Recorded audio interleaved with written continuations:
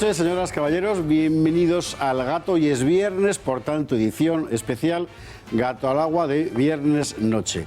Espacio que, como usted sabe, solemos dedicar a reflexionar sobre lo que ha pasado a lo largo de la semana, despegarnos un poquito de la actualidad, que a veces son los árboles que no te dejan ver el bosque, y tratar de mirar el bosque, eso sí, descubriendo enanitos, setas, al lobo, a Caperucita y a lo que haga falta ahí dentro. ¿Con quién? Con el cazador. Don Julio Eriza, muy buenas noches. Digo lo del cazador por la zamarra que se trae hoy, completamente intempestiva con la canícula. O sea, una cosa de verdad. Tiene toda la razón, pero bueno, uno no está quieto en un sitio y ya no sabes cómo vestirte en función de dónde estás, y como no sabes dónde vas a estar... Está recién llegado a la Sierra de Cazorla, donde ha estado 2 horas... ¡Qué barbaridad! Bueno, lo primero, la noticia para nosotros más importante, no exagero nada, de la semana es el fallecimiento ayer de Arturo Fernández. Ayer, en realidad, antes de ayer, de madrugada. Una de las últimas personas que le vio fue precisamente Julio Eriza, que, como usted sabe, por la entrevista que se emitió en Intereconomía, que se volverá a emitir y que anoche en El Gato también recuperábamos parte de ella, pues tenía una muy buena amistad con él. Y me parece me parece que iba a decir que es la mejor manera, que es educado. No, es obligado, porque ha sido uno de los grandes de la cultura española. Digo cultura española. No de la escena, de la industria del teatro y no sé qué, que todo eso también, de la cultura española. Porque no solo ha sido un actor extraordinario y un empresario de éxito y todas esas cosas, es que además representaba un cierto tipo de entender la función del artista en el mundo de la cultura. Algo, por cierto, que se echa mucho de menos, que es la obsesión por el decoro. Porque eso era Arturo Fernández, la obsesión por el decoro. ¿O no es verdad? Era un hombre sensible, un hombre elegante, era lo contrario a la zafiedad, a la vulgaridad. Tenía un extraordinario respeto por las mujeres, un extraordinario respeto por las formas, por comer con educación, por comportarse con educación, por ser refinado en el gusto y en las maneras. Un hombre distinto, un hombre... La proyección de su forma de ser y de estar en el mundo daría un mundo en el que la gente se encontraría muy a gusto. ¿Sabes? El imperativo categórico kantiano, ¿no? Obra de tal manera que tu forma de conducta pueda ser tomada como forma de conducta universal. Sí.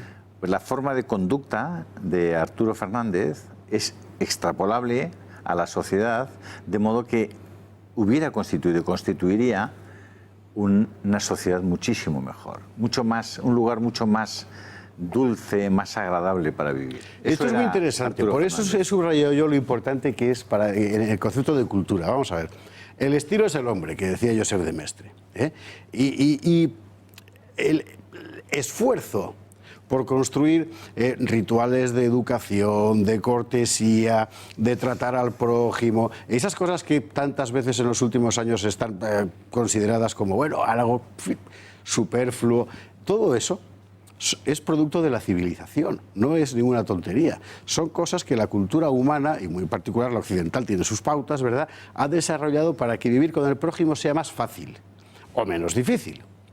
Y ese tipo de cosas, que al final la educación, la cortesía, todo eso, en sí mismo es una obra de arte. Y cultivarlo es una obra de arte. Y algunos, pues desgraciadamente, nunca seremos capaces de hacer más que, en fin, trazos gruesos, pero hay quien consigue hacer auténticas obras de arte completas. Y Arturo Fernández era un perfecto ejemplo de eso, porque lo cultivaba deliberadamente. Es que las grandes culturas son aquellas que llevan el cultivo de la forma hasta el extremo. La japonesa, por ejemplo, es un ejemplo clásico. Bueno, Occidente también la tuvo. Usted ve esos cuadros que vemos del siglo XVIII, por ejemplo, se ve en la música también, y dice, oye, qué exceso de refinamiento, qué tal.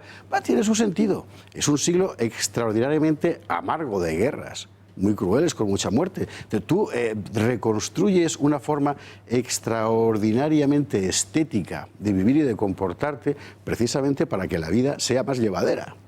Y el decoro, la elegancia, la distinción, todo eso forma parte de ese objetivo. Y forma parte de una cosa elemental para vivir en sociedad que se llama respeto, el respeto al otro. Mi viejo profesor y amigo, Leonardo Polo, explicaba que el ser humano, el hombre, como Aristóteles decía, era un animal racional. Partía de ser animal y la racionalidad lo vinculaba con la capacidad de progresar, la capacidad de cambiar, la capacidad de mejorar. Decía Apolo que no solamente era un animal racional, el hombre era un animal racional con ombligo. Decía, si te paseas por una playa de esas un día y te encuentras con un tipo que no tiene ombligo, ese es Adán. Adán no tenía ombligo. Bueno, pues el ombligo te relaciona con tu pasado, te lleva hasta el primer hombre, te lleva a tu origen más remoto, a la causa primera. Y la evolución que se produce desde ese primer hombre, de esos hombres que hemos estudiado tantas veces, que estaban en el cuaternario, que salían de las cavernas, que se mataban unos a otros, que comían cuando todavía el fuego no había sido inventado, que comían como podían comer una manada de lobos o una manada de jabalís o una manada de leones. Bueno, ese hombre, con el proceso de esa obra de arte que usted describía muy bien, ese hombre se ha convertido y se ha sofisticado, ha evolucionado hacia un respeto hacia los otros hombres. Ya no es preciso matarlos ni comérselos para convivir, todo lo contrario, la convivencia ha progresado de tal manera que podemos coexistir pacíficamente gracias a la aceptación de normas comunes para vivir juntos. Y a partir de ahí, todo lo que hagas por, digamos, no molestar al otro, por no perturbarle, por no hacerle daño, por incluso aportarle algo con formas extraordinarias, aportarle algo de, no sé, de calidad, de excelencia, todo eso nos hace mucho más humanos. Arturo Fernández, por volver al principio del diálogo, Arturo Fernández entendía perfectamente que las formas lo hacían más humano, y a todos nos hacen más humanos. Y el destrozo de las formas, como decía Saint-Exupéry en Ciudadela, el tirar las almenas y las murallas de la fortaleza para ser libres, al final te dejaba siempre al albur de lo que tus enemigos querían hacer contigo. Yo creo que eso, en honor a Arturo Fernández, hay que resaltarlo. Al margen de eso, es que él quería a la gente. Era un hombre muy cariñoso, muy... Hay un episodio que sacó Canal Sur en una de estas sesiones de cámara oculta, en la que él no sabía que era una cámara oculta, evidentemente, en la que en un momento que estaba, creo que era en Sevilla, estrenando una pieza, le montan un paripé en el cual el teatro que acoge su función está el jefe de personal, que es un joven yuppie treintañero, con dos señoras que son candidatas a hacer de azafata para recibir al público. Una señora de 50 años, con un aspecto fantástico, distinguida, con idiomas, tal, pero 50 años. Y una chica de 21, por decirlo en términos, bueno, estupenda. El asunto es que según llegan, lo hacen de tal forma que Arturo Fernández presencia como el yuppie empieza a explicarle a la señora de 50 años que es demasiado vieja para esa función.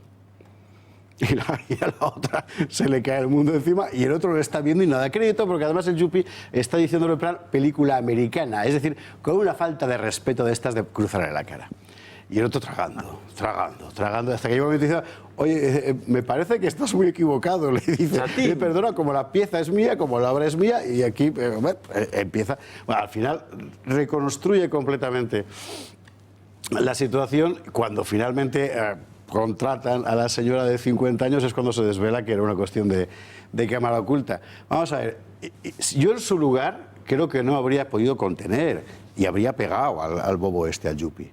Pero él se contuvo, es lo maravilloso. Es decir, que después recurrió visiblemente enfadado, estaba muy enfadado, claro, ante semejante barbaridad, a todo género de recursos incruentos, ¿verdad?, para hacer ver la estupidez de la situación. Claro, en un actor que además prácticamente ha muerto encima de las tablas, con la edad que tiene, sobre todo con 90 años, pues la cosa tiene mucho mérito también, efectivamente. Bueno, yo tuve la oportunidad y la gran suerte de ver 2 veces la función que estaba haciendo, que se llamaba Alta Seducción, y la última vez fue en Sevilla.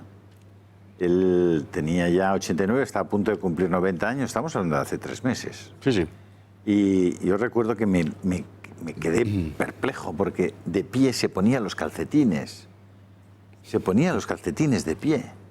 Era una cosa que dices, pero ¿cómo es posible? Con esa edad, este sí, tío sí, sí. que se... Bueno, yo difícilmente me los pongo sentado.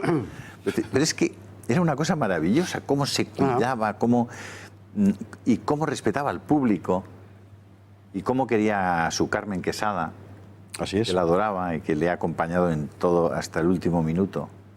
Un tipo muy extraordinario. Espero que Madrid le reconozca ese arte, esa profesionalidad, como no se lo ha reconocido a Nati Mistral, una mujer también extraordinaria que ha sido olvidada, conculcada su memoria hasta, vamos, de una forma completamente injusta. Una mujer, una española extraordinaria, pero que tenía opiniones que no gustaban a la progresía, como el propio Arturo. Efectivamente, que podemos leer. Bueno, podrán ver ustedes, porque esta casa le hizo la última entrevista a Arturo Fernández. Podrán verla, yo creo que la damos, hoy es viernes, pues la damos el domingo a las 10 de la noche. Vamos a redifundir, vamos a reemitir esa entrevista a Arturo Fernández, porque Arturo Fernández, les confesaré un secreto, todas las noches está pegado a la televisión viendo El gato al agua. Y nos ponía mensajes. Oye, que acabo de perder la señal, ¿cómo puedo recuperarla? Eso es todas las noches estaba pegado a la televisión viendo El gato al agua. Y bueno, y yo sabía que él estaba al otro lado y eso me llenaba de orgullo, porque orgullo del sano, con perdón que use la palabra orgullo hoy, pero me llenaba de orgullo. Bueno, pues se ha muerto un artista del arte de vivir, y como es un artista que ha creado obras de arte, no se muere del todo. Es el privilegio de los artistas como Arturo Fernández. En fin, descanse en paz, y nosotros, por supuesto, seguiremos recordándole, y ya le digo, aprendiendo su fundamental lección, que es posible vivir de una forma más elevada, que es al final... Pero haremos algo mejor, que es lo que yo siempre digo, que lo mejor que puedes hacer por un difunto es rezar por él. Porque él ya no puede ganar más méritos para irse al cielo, y sin embargo nosotros, los humanos que nos quedamos aquí, podemos, rezando por ellos, ganar méritos para ellos y que se vayan al cielo. Bueno, pues eso es lo que tenemos que hacer, y yo siempre animo a todo el mundo, y yo procuro practicarlo, que es rezar por la gente que queremos y que se muere, para que esté muy pronto ahí en la presencia de Dios. Vale. Pues muy bien, vamos del cielo al purgatorio, porque vamos a hablar de política, del purgatorio del infierno, porque la cosa, en fin, más allá de la actualidad, ¿vale? Más allá de la actualidad. O sea, la soberbia es muy mala consejera. Generalmente la estupidez es mala consejera, la soberbia es mucho peor, porque hace que los inteligentes se comporten como estúpidos. Bueno, y me parece que esto es importante decirlo hoy, en tono de reflexión, ya digo, sobre el comportamiento de Ciudadanos en las últimas semanas, que es sencillamente incomprensible. Usted lo ha visto en El gato todas las noches, damos vueltas, incluso tratamos de entender las razones por las que se mueven en una u otra dirección, repartimos culpa, en fin, estamos tratando de ser equitativos. Pero hay una cosa evidente: cuando uno se plantea una situación que es la de tú dame tus votos,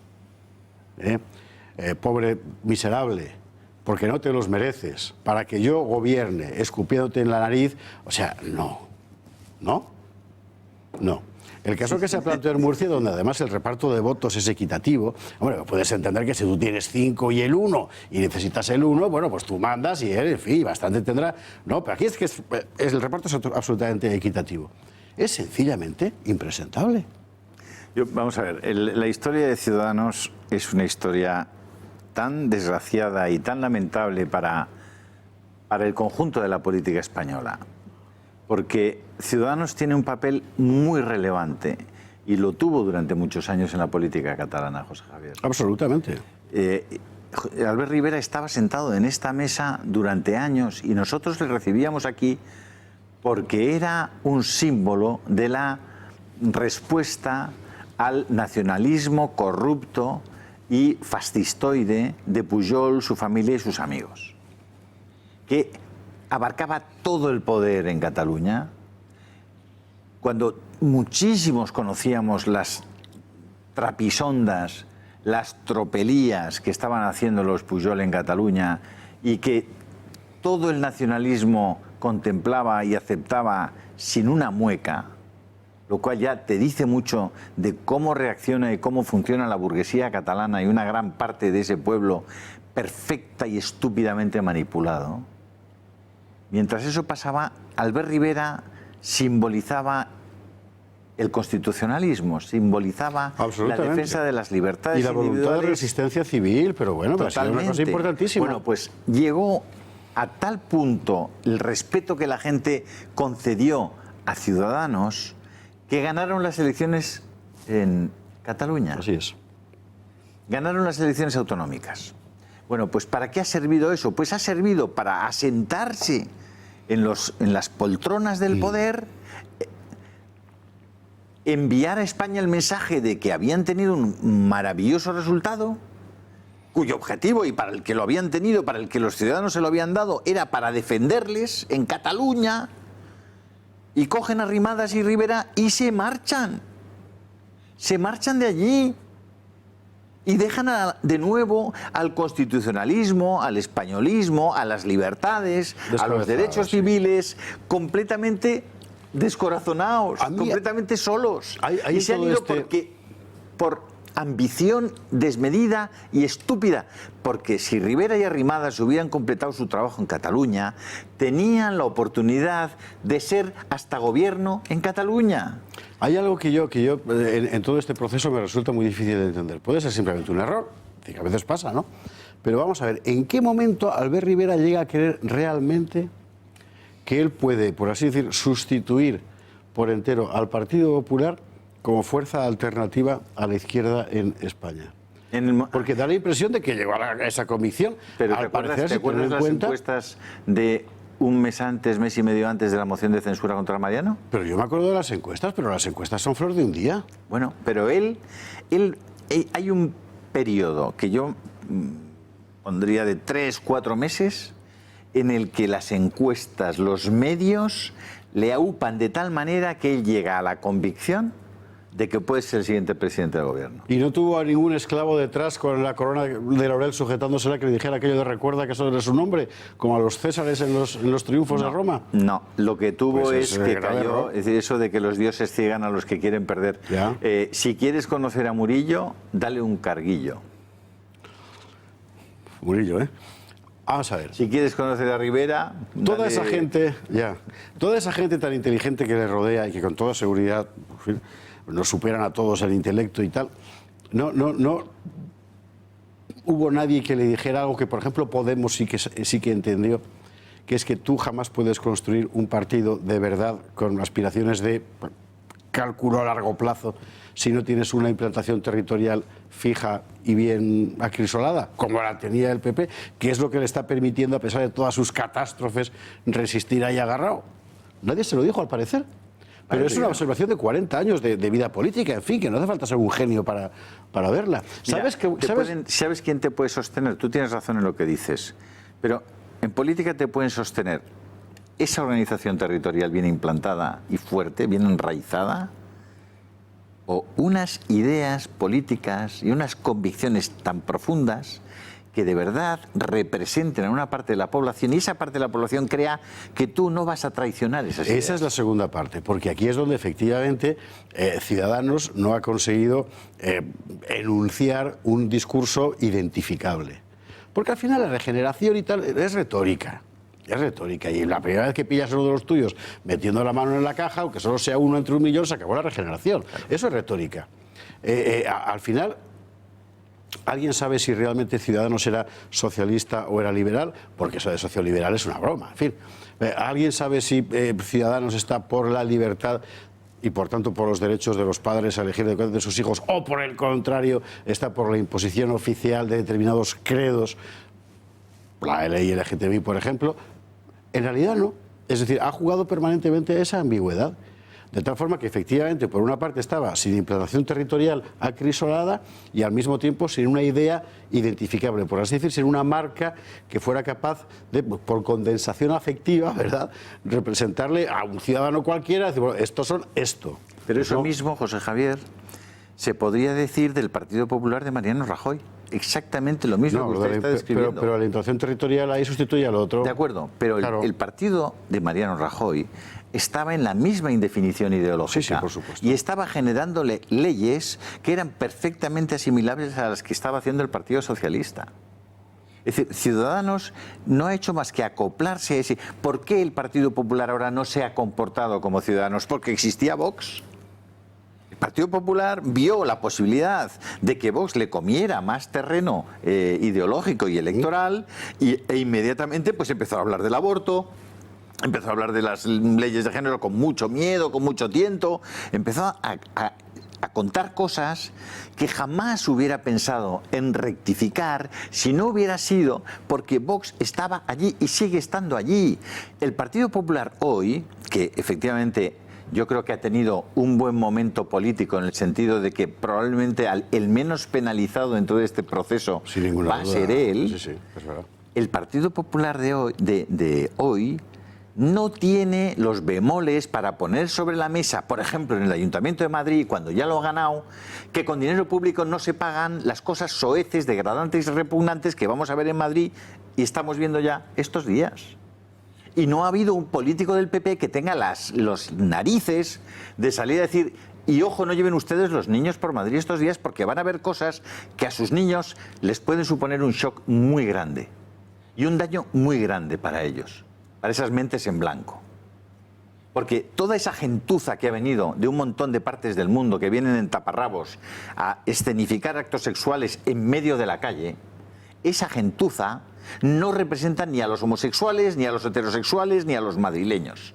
Es un lobby que se lleva la pasta y que viene aquí a llevarse la pasta para seguir haciendo sus guarrerías. Mucha pasta por otro lado. Yo lo siento, pero esto, que puede reconvertirse en viral porque no hay nadie que lo diga, aunque hay millones de gentes que lo piensan, esto tendría que haber, y hay, gracias a Dios, un partido político que se llama Vox, que aunque se quede con un solo escaño, si sirve ese escaño para poder decir en el Congreso de los Diputados las cosas que estamos diciendo nosotros aquí, bendito sea Dios, porque el Partido Popular, mientras exista Vox, va a tener que anclarse en algunas de estas ideas.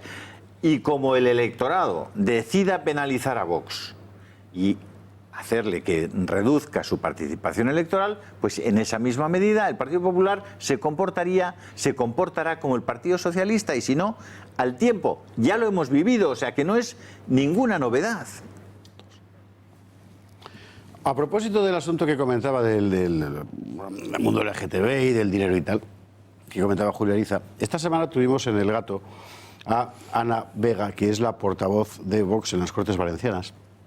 Y una chica de Alicante, en fin, fantástica, muy bien preparada, que saltó a la fama mediática hace poco por una iniciativa que presentó Vox en las Cortes Valencianas, que consistía en lo siguiente: verificar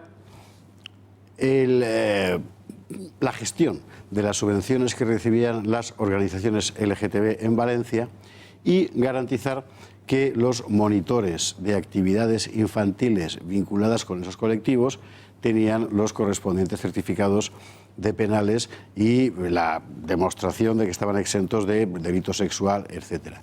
Y se montó un follón formidable. Sí. Porque decían, es que están persiguiendo al colectivo LGTB. Vamos a ver una cosa. Y esto, como yo me he dedicado, entre otras cosas, a hacer mucha vida de campamento, esto se le pide a todo el mundo. Por supuesto, lo de las subvenciones, pues claro, ya solo faltaba. De hecho, el Tribunal de Cuentas denunciaba hace poco que uno de los grandes problemas de nuestros fondos públicos es la cantidad de subvenciones que no se justifican. Y hay miles de millones de euros ahí metidos. Pero es que además, la exigencia de antecedentes y certificados para la gente que va a trabajar con menores se le pide a todo el mundo, a campamentos de parroquias, a campamentos escolares, a cualquier cosa. Y además es lo que piden los padres y tienen, no el derecho, la obligación de pedirlos. Así que lo lógico es que se les pida también a estos. Es enteramente lógico. ¿Por qué no? Lo cual nos lleva a una situación muy singular, que es que cuando a determinados colectivos les pides lo mismo que a todos los demás, resulta que estás cometiendo un pecado. ¿Por qué? A la vuelta de la publicidad, la respuesta. Se lo contamos.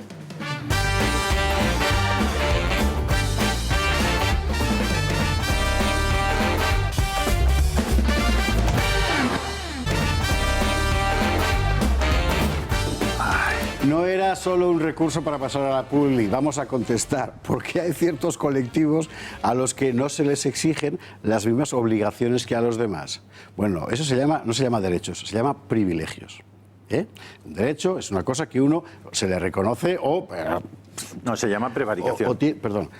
O tiene per se por ser lo que es. Un privilegio es cuando a alguien se le concede una cosa que a otro se le niega.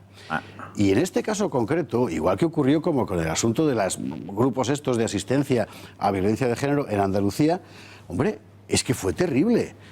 Recuerden la historia, vamos a ver, vamos a tratar de poner cada cosa en su sitio, ¿no?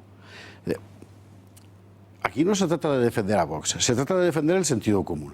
Si hay gente que está recibiendo dinero público para hacer una función pública, asistencia a mujeres maltratadas, lo lógico es exigir que esa gente que cumple esa función y por tanto tiene una retribución, tenga las condiciones profesionales necesarias para ello. Por consiguiente, tiene todo el sentido del mundo que un grupo parlamentario pida verificar que efectivamente esa gente tiene esa cualificación. Pues no. ¿La reacción cuál fue? ¡Ah, Vox pide listas negras porque quiere saber la identidad de los tal! Bueno, usted sabe lo que pasó después.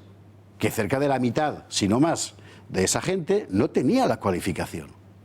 No lo había acreditado, para ser más preciso. Bueno, ¿pero esto qué es? ¿Usted se imagina que uno pueda dar clase de matemáticas sin haber aprobado el bachillerato en un colegio? Usted como padre de alumno, ¿qué haría? ¿Montar en cólera? Bueno, pues esto es un poco lo mismo. Y lo mismo ocurre con el asunto, pero como estamos hablando de colectivos, el de las feministas, el del LGTB, etcétera, hiperprotegidos desde el punto de vista político, no puedes exigirle las mismas obligaciones que a los demás. Y esto es un privilegio, no es un derecho. Y cuando una sociedad se organiza sobre privilegios para unos pocos, sean quienes fueren, las eléctricas, los gays, o quien sea, pues entonces vamos mal, se crea una sociedad injusta.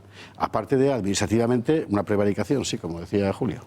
Hemos dicho por activa, por pasiva y por perifrástica que probablemente la mayor corrupción que existe en este país, es decir, la utilización desordenada, ilegítima e ilegal de dinero público, es por parte de las organizaciones no gubernamentales, mal llamadas así, puesto que esta empresa, por ejemplo, es una organización no gubernamental.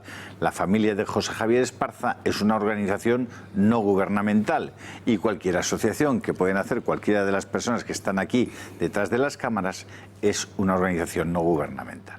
No hablamos de esas organizaciones no gubernamentales, sino de las que se llaman a sí mismos organizaciones no gubernamentales y que son las más gubernamentales de las organizaciones. Sí, son paragubernamentales en realidad. Puesto que son paragubernamentales, claro, como los paramilitares. Ahí igual, estamos. Viven del dinero público igual que lo público, del dinero público. ¿Cuál es el pecado de Vox y por qué están poniendo todo el acento en que es Vox el que quiere acabar con los gobiernos de la derecha, el que está...? Muy sencillo, porque Vox ha propuesto que no se subvencione a cualquier organización que dedique menos del 70% del dinero que se le dé al objetivo de la organización. Piensen que hay una cantidad importantísima de organizaciones de estas. Ya te está llamando la policía. Ya te está llamando la policía. Ya me van a meter en el calabozo el fin de semana por esto que estoy diciendo. Va a estar bonito el calabozo en Madrid el fin de semana. Espero no ir, Esparza. Pues decía que si no dedicas al menos el 70% de ese presupuesto que recibes del dinero de todos a tus fines y te lo llevas tú para casa y los que organizan la ONG, bueno, pues esa es la razón, de verdad, por la que están yendo contra Vox a muerte. Vamos a ver, ¿Ustedes creen que es normal? Perdona, solo por acabar el argumento. Que la gente perciba como natural y lleve a sus niños. Yo he visto imágenes de personas aparentemente normales llevando a criaturas de 7 u 8 años a ver el espectáculo que es esto de del desfile gay. ¿Ustedes, alguno de ustedes se le pasa por la cabeza, si tienen niños pequeños, cuando van a hacer el amor con su señora, invitar a los niños a que pasen a que contemplen lo que allí ocurra en ese dormitorio? ¿Se les pasa a ustedes por la cabeza eso? ¿Verdad que no? Que les parece que no es apropiado para el niño, ¿no? Pero eso, y son sus papás, papá y mamá. Es decir, bueno, una cosa muy natural. Y no se les pasa por la cabeza. Y sin embargo se les puede pasar por la cabeza llevar a esos niños a ver ese espectáculo entre dos hombres, dos mujeres, en medio de la calle, hecho además de forma soez y repugnante. ¿Ustedes creen que eso es razonable? ¿Y ustedes creen que es razonable que no haya más personas que digan esto? ¿Que levanten la voz? ¿Que protesten? ¿Sabe usted la cantidad de homosexuales que no están en absoluto de acuerdo con esa manifestación? ¿Creen ustedes de verdad que ese orgullo, entre comillas, de verdad representa a las personas homosexuales? Es mentira. No les representan. Hay muchísimos homosexuales que se oponen a ese tipo de manifestación. Y, por supuesto, muchísimos heterosexuales y muchísima gente simplemente sana y normal. Y yo les animo a que todos ustedes manifiesten su opinión en libertad en cualquier foro, que no les callen, no tengan miedo, digan lo que piensan sobre eso. Si eso no es poner en cuestión la libertad de los homosexuales para comportarse como quieran en su privacidad, en su intimidad, en la esfera de lo personal, si no hay ninguna falta de respeto a ellos. Hay una falta absoluta de legitimidad de quienes organizan esto para recibir fondos públicos para hacer ese espectáculo de procacidad y de repugnancia en mitad de la calle. Eso es lo que hay. Y como esta opinión la he podido contrastar con muchísimas personas, pues la digo públicamente y que digan lo que quieran.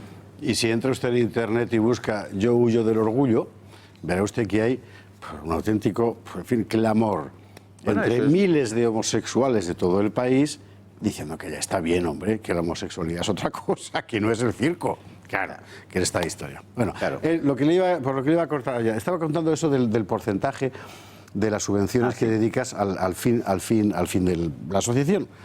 Es que en Andalucía, dentro de las innumerables cosas que han aparecido, aparte de repente la jueza Núñez Bolaños debajo de una alfombra, que ahora hablaremos de ese asunto, aparece una asociación dedicada a la promoción de la cultura, que dedicaba a la promoción de la cultura alrededor del 15, 16, 14, según los años, por ciento de todo el dinero que recibía. Todo lo demás iba en sueldos.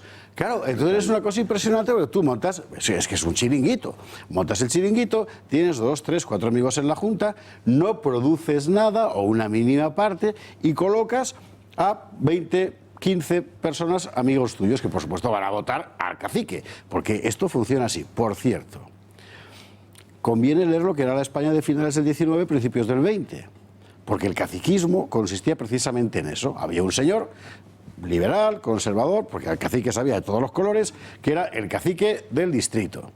Además eran muy grandes. O sea, Tarazona, por ejemplo, era un distrito de este tipo. Y había un diputado, concretamente era un republicano, el de Tarazona. Y este era el cacique del lugar. Y era el cacique porque cuando la gente tenía cualquier problema, se quedaba, iba a ver al cacique. Y el cacique, pues como una especie de Vito Corleone, pero sin necesidad de cuchillos, que se sepa, daba. Pues a ti te voy a colocar en tal sitio del tío que levanta la bandera en la estación. Y a ti, pues, mira, aquí van a hacer falta, no sé cuánta gente para recoger la uva, pues te llevas a 3 hijos y tal, y te pagan tal. Y así sostenía un sistema, evidentemente, de voto cautivo, que consistía en que la gente, a cambio de los favores materiales que recibía, votaba al cacique. Eso era la democracia de la Restauración. Y no cree usted que estoy caricaturizando mucho, porque básicamente consistía en eso. ¿El sistema era estable? Sí, claro, era enormemente estable. Tan estable que acabó en una dictadura y una guerra república y una guerra civil, porque al final, cuando uno vive sobre la mentira, pues pasan estas cosas. Porque ese caciquismo, al mismo tiempo, lo que alimentaba era un odio atroz hacia el cacique, claro. Porque el cacique no era, como decir, un benefactor de la humanidad. También pedía lo suyo. Bueno, ahí estamos. Eso. Pues lo que se ha planteado en torno al Estado de las Autonomías, en realidad es una especie de caciquismo regional. Y las comunidades autónomas funcionan en buena medida como redes clientelares de poder. Y lo hemos visto en Cataluña, y en el País Vasco, y en Andalucía, y en Valencia, y en Galicia, y en todas partes. Claro, cuando tú dices que quieres rectificar el Estado de las Autonomías, todo el mundo se te echa encima y te llama fascista. Bueno, pero claro, ¿qué pasa? Pues es que hay muchos miles de personas cuyo sueldo depende, cuya vida depende de El cacique. Claro, El cacique. el otro día se produce lo de Madrid Central y decide el nuevo ayuntamiento legítimamente elegido, decide cambiar la política respecto a Madrid Central. Oiga, yo no ni entro ni salgo lo de Madrid Central, pero el ayuntamiento decide de entrada pasar las sanciones, posponerlas hasta el 30 de septiembre y que no haya más multas. Bueno, pues inmediatamente tienes no sé, 80, 100 tíos en diversas calles de Madrid con unas pancartas que ya debían haber hecho el día anterior y que pueden dedicar todo su día enterito a ponerse ahí y a poner en cuestión la medida legítima y democrática del nuevo ayuntamiento. Cuando se produce lo de Madrid Central, muchos no estuvimos de acuerdo con eso, pero no se nos pasó por la cabeza irnos a las calles a plantear una lucha en la calle y una batalla en la calle, entre otras cosas porque no tenemos tiempo, porque no nos podemos dedicar a eso. Entonces, ¿con qué dinero esa gente que estaba parada en la calle con las pancartas lo hace? Con el suyo y con el mío. Esparza, con el suyo y con el mío, con el de todos nosotros. Y eso es lo que no puede ser. Por eso es importantísimo que los gobiernos que se constituyan, los ayuntamientos que se constituyan y que tengan una idea de gestión con transparencia y con una idea de la redistribución de la riqueza para que los recursos vayan a los de verdad más necesitados. Hay que coger un volumen extraordinario de millones de euros y que se vaya a todos esos ancianos que no pueden salir de su casa, a todos esos ancianos que no pueden ni siquiera comer bien porque no les pagan la dentadura y la seguridad social, o que ni siquiera pueden comprarse unas gafas, o que tienen muchos problemas para comprarse los pampers estos, los dodotis, aquellas personas que han tenido problemas de cualquier tipo, urinario o de lo que sea. Es decir, hay un montón de gente con unas necesidades brutales. Estamos hablando de que hay un 20% de paro en España, sobre todo entre las personas mayores de 50 años. Estamos hablando, como decíamos el otro día, de que en AENA los que llevan una silla de ruedas cobran 700 euros al mes. Y hay unos tíos por ahí, hoy mismo leía yo en una página que se llama DIR Confidencial, que los sueldos de Radiotelevisión Española, y esos son competidores nuestros, desleales pero competidores, tienen unos sueldos medios en Televisión Española, medios, de 50.000 euros al año. Medios. ¿Qué cara se les queda a ustedes, medios, a los que están detrás de las cámaras? Medios. En Televisión Española el sueldo medio es 50.000 euros al año. Lo paga usted eso, ¿eh? 4.000 euros al mes. Esos tíos, o sea, es que se permiten ningunear a televisiones como la nuestra y a nuestros periodistas. ¿Pero de qué van? ¿Pero con qué rayos creen que pagan esos sueldos? Esto, vamos a ver, como periodista, usted ya sabe que perro no come carne de perro. Lo que pasa es que con el tiempo y los años de profesión uno deja de ser perro para convertirse en lobo. Y en todas las cosas tiene que cambiar, ¿vale? O sea, yo llevo 36 años de ejercicio profesional. O sea, había muro de Berlín todavía cuando empecé. Bueno, algo como lo que ocurrió en TVE con la gente que estuvo en Intereconomía, salió y fue allí a trabajar, con los sindicatos con pancartas, haciéndoles mobbing en el centro de trabajo de una forma brutal. Susana Burgos, Alejandra Lloza. No se ha visto en la vida. Y esta gente lo hacía prevaliéndose de la supuesta superioridad moral que les concede el ser de izquierdas. Y todo porque como venían... Porque habían trabajado con nosotros, José Javier. Porque venían de una televisión de derechas, efectivamente. Y eso, pecado nefando. ¿Cómo vas a trabajar en la televisión pública viniendo de un medio de derechas? Yo, que soy un sindicalista de izquierdas, te lo prohíbo. Ese sindicalista de izquierdas cobra un sueldo medio de 4.000 euros al mes. Hombre, ya está bien de jeta, por Dios, para que luego hagáis el producto que hacéis. Porque esta gente es la misma que el otro día, cuando la beatificación de las monjas asesinadas en Madrid, durante la Guerra Civil, saca un tuit diciendo que se beatificaron una serie de monjas que desaparecieron en julio del 36. Se hicieron así, plops, y desaparecieron. No, fueron secuestradas, torturadas, violadas y asesinadas. Me da pie usted... Bueno, esa gente merece cobrar una media de 4.000 euros al mes. Esa gente merece que se le llame periodistas. Ya digo que a cierta edad uno ya se convierte en lobo y deja de ser perro que no come carne de perro. Perdone, me parece indignante. Y dicho por los propios periodistas de televisión, muchos de ellos en el pasillo sin trabajar, mientras encargan a productoras amigas cientos de millones de euros de programas. Esa es la otra, mientras compran derechos para volver a hacer competencia desleal a los que estamos aquí tratando de ganarnos la vida y viviendo de ustedes. porque eso me viene a cuento que cuando les pedimos que se hagan del Club de Amigos de Intereconomía, deberían ustedes considerar todas estas cosas que les explicamos.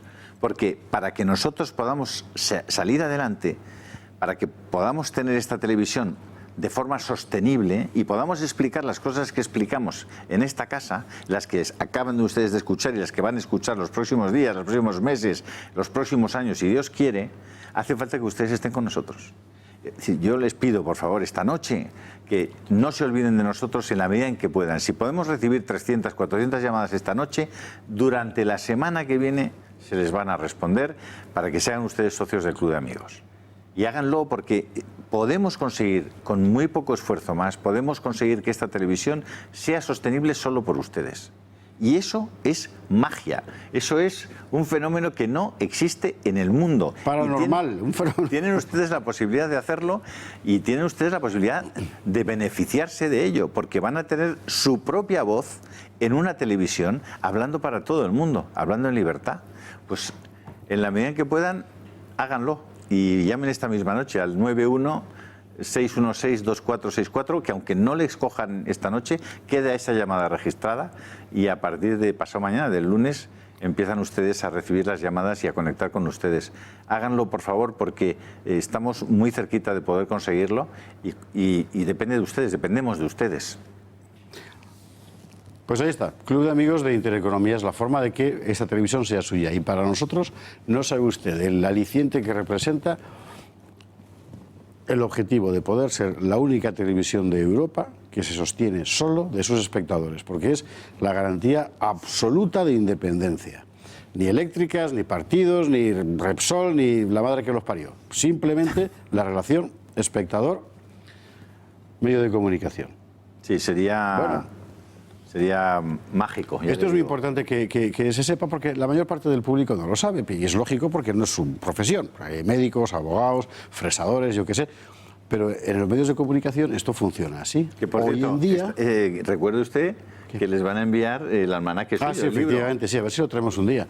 Bueno, sí. En los medios de comunicación ya nadie prácticamente, bueno, sin prácticamente, puede ser independiente. ¿Por qué? Pues porque el producto se hace cada vez más caro en relación con el coste y con lo que paga el consumidor. Resultado, ¿quién te pone el dinero? Pues ya sabe usted quién, los ricos. Los ricos de la política y de la finanza y tal. Y eso van al discurso que van.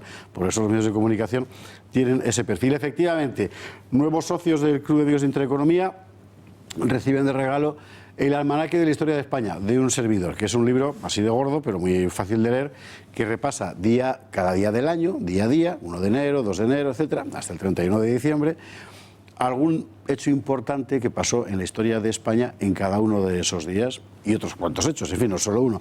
Es un libro muy divertido para aprender historia de España siguiendo el calendario. Nos vamos a la publicidad y a la vuelta vamos a hablar un poco más de esa gente que manda en el mundo y que ahora nos los acaban de santificar en Bruselas. Vamos a ver.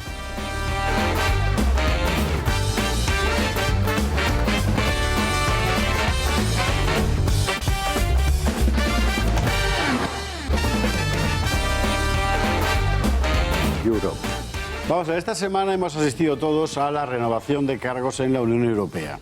Recuerde usted, pues ese tipo de asunto que a los periodistas del mundo les interesa muchísimo, eran portadas, minutos y minutos de telediarios y no de telediarios con ellos, que generalmente el común del ciudadano pone cara de mucho interés para no parecer un lerdo, pero que en realidad a todo el mundo le importa un pimiento, porque como no entendemos cómo funciona y simplemente nos han dicho desde hace 40 años sin parar, más de 40 años, que esa es nuestra salvación, pues nosotros miramos, hacemos gran Manitou y tragamos y ya está.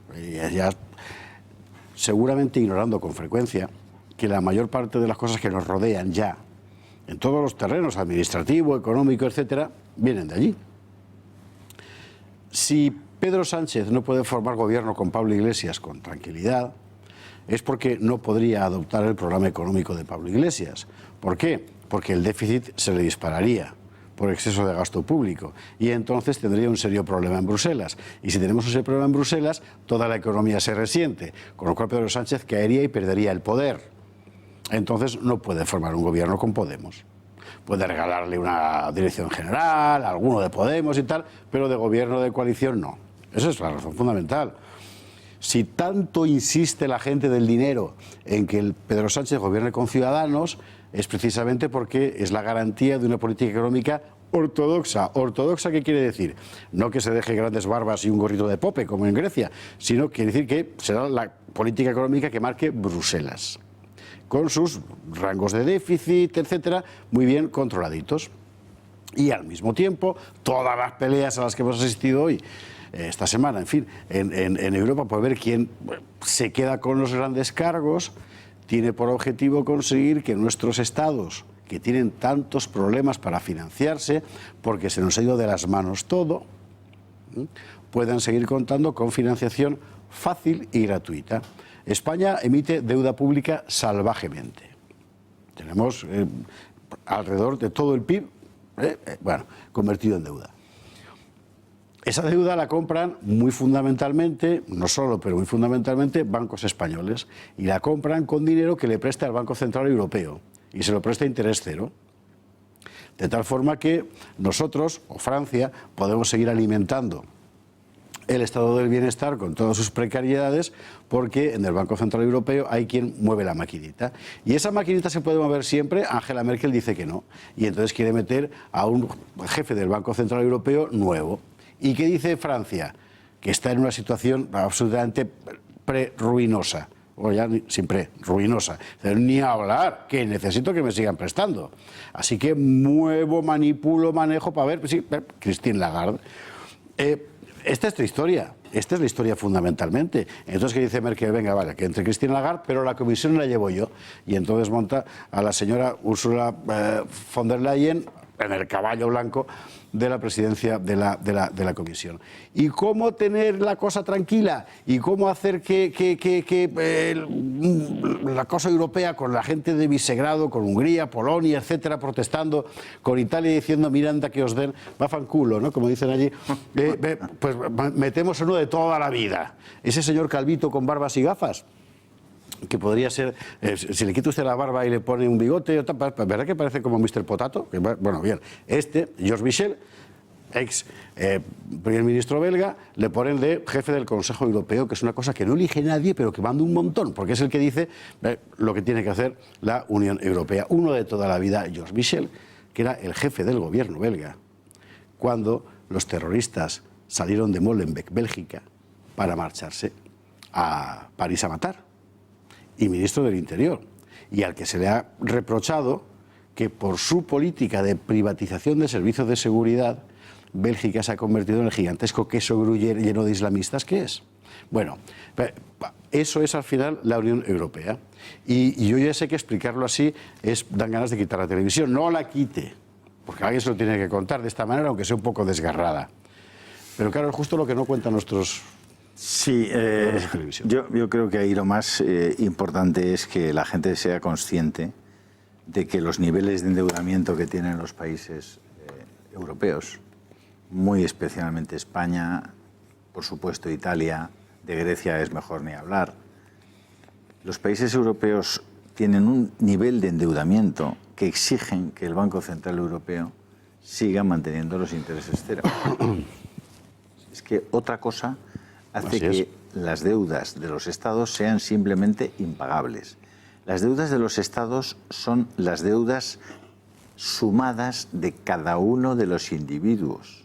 O sea, no es que el Estado deba dinero, no. El dinero lo debemos ustedes, nosotros y todos los que forman parte de los que cotizan, son miembros activos de la economía española. Bueno, España debe 1.200.000 millones aproximadamente de euros, que es un poquito más de su presupuesto anual.